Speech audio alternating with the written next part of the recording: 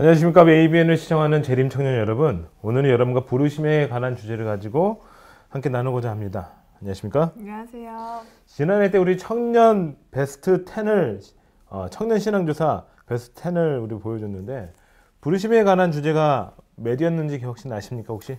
당연히 기억하죠. 언제 몇이었습니까? 네, 6위에 있었지 않았나요? 예, 맞습니다. 네. 잘 기억하시네요. 오늘은 이 부르심에 관한 고민들을 나눠보도록 하겠습니다. 부르심, 곧 소명이라고도 말하고 있는데요. 우리 미나 씨는 부르심을 받으셨나요? 하나님께? 네, 받았죠. 언제 받았습니까? 저는 생각해보면 대학교 2학년 때? 네. 몇 살 때요, 그게? 그게 21살? 네. 예. 네. 대학교 2학년 때 어느 한 할아버지를 통해서 제가 감동을 받고 시대의 소망을 읽기 시작했어요. 그래서 시대의 소망을 읽으면서 다 읽고 나서는 그 뒤로 하나님을 위해서 살아야겠다. 또 그런 부르심을 받았었죠. 네. 아, 그렇군요. 네. 예. 그렇군요. 그럼 그 부르심에 응답했고, 지금은 그 부르심에 대해서 준비하고 계시는 거네요. 네, 그렇죠. 그렇게 예. 된 거죠. 근데 우리 많은 청년들이 고민조사를 해보니까요. 청년들 중 부르심을 받았는데 쉽게 그 부르심에 관하여 응하지 못하는 사람들이 많더라고요. 한번 그 사연을 한번 읽어주시기 바랍니다. 네, 읽어보도록 할게요. 안녕하세요. 저는 개인적인 경험으로 선교사로서 부르심을 받았는데요. 쉽게 그 부르심에 응답하지 못하겠어요. 변하지 않은 품성, 죄된 습관, 가족 간의 이해관계 이런 문제들로 선뜻 부르심에 나서지 못하는 것 같은데 어떻게 해야 하나요? 예, 변하지 않는 품성들, 젬된 습관들, 가족 간의 이해관계 이런 모든 문제들 때문에 쉽게 선교사를 가지 못하겠다는 말입니다. 그러니까 이 개인적인 문제들이 해결되지 않았기 때문에 가지 않겠다, 아니 못 가겠다. 네, 이런 문제죠. 참 어려운 문제입니다. 네, 참 어렵네요. 근데 여기에 있는 개인적인 문제, 변하지 않은 품성, 죄된 습관은 이해가 되는데 가족 간의 이해관계는 뭘까요? 가족 간의 이해관계 뭐 이런 거 아닐까요? 저도 뭐 개인적으로 가족들의 제가 선교사를 간다라고 결심했을 때 가족들이 반대가 심했습니다. 반대가 있었는데 당연히 부모님들은 우리 자식이 먼 타지 가니까 걱정이 되니까 당연히 부모님들은 걱정하니까 반대할 수밖에 없는 거 아닐까요? 네, 그럴 때 그럼 어떻게 해결하셨어요? 뭐 사실 저는 뭐 어떻게 해결하기보다는 계속해서 밀어붙였습니다.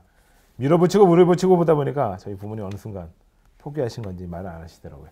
또한 제가 결혼을 하니까 우리 부모님들이 아예 말을 안 하십니다. 네. 그러니까 여러분 고민을 내신 여러분 결혼하시기 바랍니다.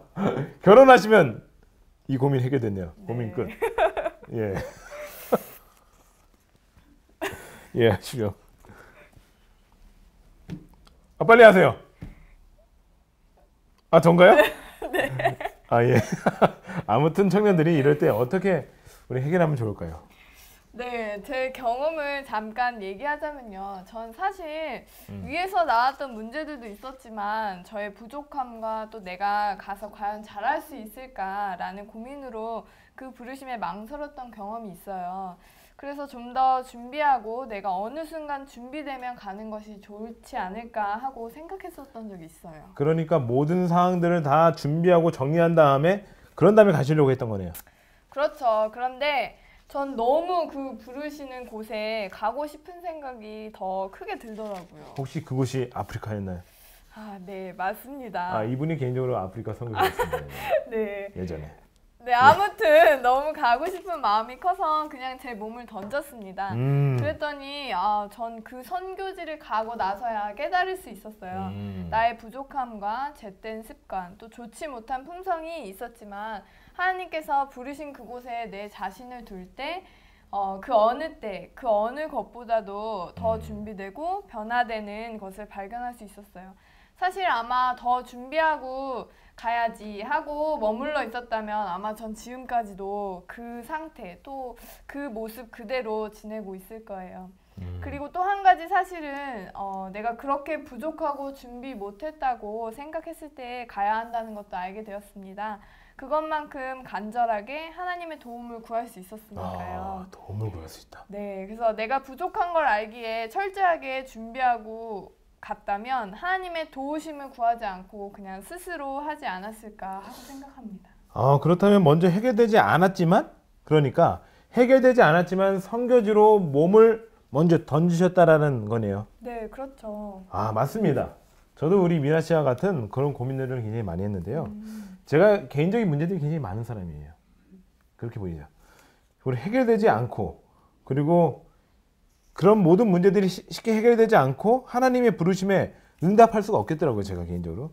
특히 제가 개인적인 변화에 대해서, 품성 변화에 대해서 고민을 굉장히 많이 했는데 변하지 않으니까 가지 못하겠더라고요. 이런 놈이 어떻게 선교사를 갈 수 있겠냐, 이런 생각 때문에. 네. 그럼 민수 씨는 어떻게 결심하게 된 거죠? 아직 정리 안 된 게 너무 많으신 것 같은데 품성도 그렇고 죄된 습관도 여전히 그렇고. 네, 제가 좀 그렇습니다. 네.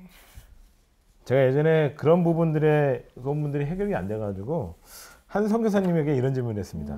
선생님, 어떻게 하면 제가 품성 변화라든가 죄된 습관 이런 것들을 해결할 수 있을까요? 그래야지만 이걸 다 해결돼야지만이 선교사를 갈 수 있습니다. 라고 얘기를 했더니 그 선교사님이 이렇게 얘기했습니다. 우리가 시대의 문제를 걱정하고 그 문제를 가지고 하나님 앞에 내어 맡기고 던진다면은 그런 모든 문제가 어느 순간 해결되어 있다는 것을 발견할 수 있을 것이라고 그런 얘기를 저에게 했었습니다. 그러니까 제가 이 얘기 들었을 때 마치 망치로 얻어맞는 것처럼 띵 하더라고요. 내가 지금 고민해야 하는 순서가 바뀌었구나라는 생각이 했습니다. 시대의 문제를 걱정하고 먼저 그 문제를 하나님 앞에 내 몸을 던지고 맡길 때 그것이 먼저고, 그리고 내가 걱정하는 것들은 그 이유구나. 그럴 때 내가 먼저 다 던질 때 이 모든 것들은 따라오겠구나, 해결되겠구나라는 생각을 하게 되었습니다. 또한 청년에게 보낸 기별을 보니까 이런 말씀이 있었습니다. 우리 한번 소개해 주시기 바랍니다. 네, 하나님과 함께 일하는 자가 되라. 다른 사람을 축복하고 구원하는 것을 그대들의 생애의 연구 과제로 삼아라.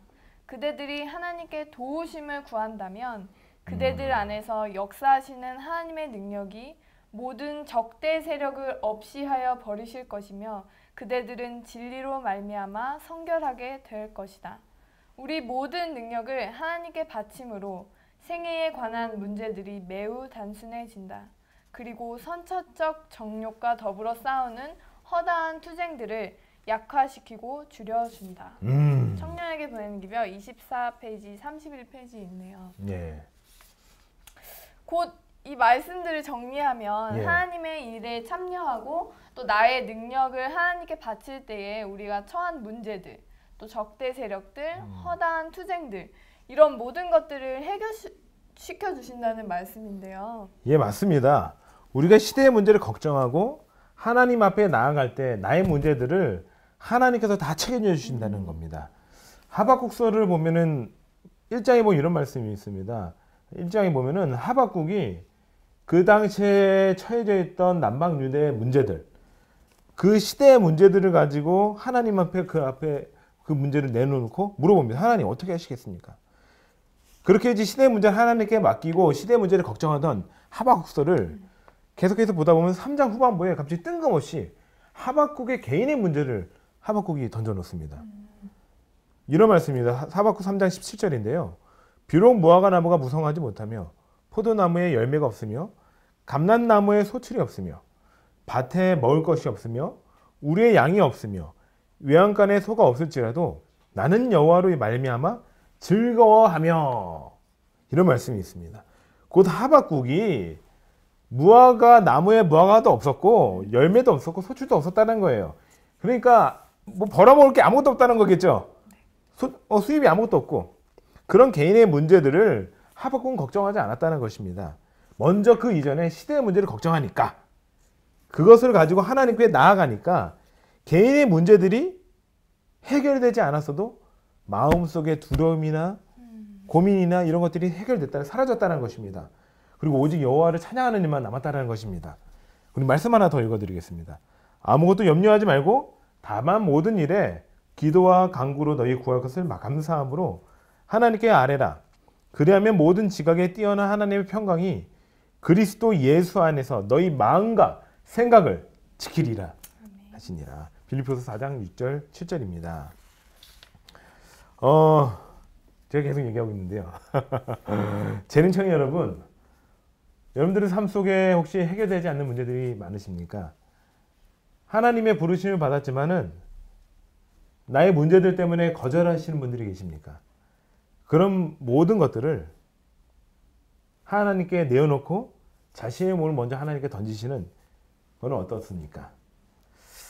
그럴 때 하나님의 임재를 한번 체험해 보시기 바랍니다. 여러분들의 마음의 모든 걱정들을 해결해 주시고 그 마음의 문제들, 모든 상황들이 해결되지 않을지라도 그 마음의 문제들이마도 해결되는 그 하나님의 임재를 체험해 보시기 바랍니다. 마지막으로 청년에게 보내는 기별을 호소에게를 읽고 마치도록 하겠습니다.